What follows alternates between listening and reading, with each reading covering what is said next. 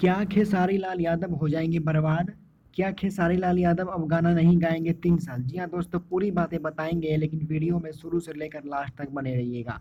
दोस्तों, खेसारी लाल के विरोधी लोगों का कहना यह है कि खेसारी लाल यादव अब बर्बाद हो जाएंगे, 3 साल गाना नहीं गाएंगे। लेकिन उनको मैं बताना चाहूंगा कि खेसारी लाल यादव बर्बाद नहीं होंगे।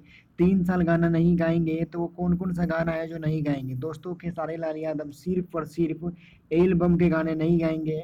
वो स्टेज शो भी कर सकते हैं, फिल्म में भी काम कर सकते हैं, फिल्म का गाना भी गा सकते हैं, हर चीज कर सकते हैं। सिर्फ और सिर्फ वो एल्बम सॉन्ग नहीं कर सकते, सिर्फ एल्बम के गाने खेसारी लाल यादव नहीं गा सकते हैं। बाकी हर चीज कर सकते हैं, हर चीज, जितने भी चीज होते हैं, स्टेज शो हो गया, फिल्म हो गया, हर चीज कर सकते हैं। तो दोस्तों, आप बताइए कि खेसारी लाल यादव कहाँ से बर्बाद होते हुए दिखाई दे रहे हैं? ये बात उनका कहना है जो खेसारी लाल के विरोधी हैं। दोस्तों, अगर आप सच्चे वाले फैन खेसारी लाल यादव जी का है तो इस वीडियो को लाइक और चैनल को सब्सक्राइब जरूर करें।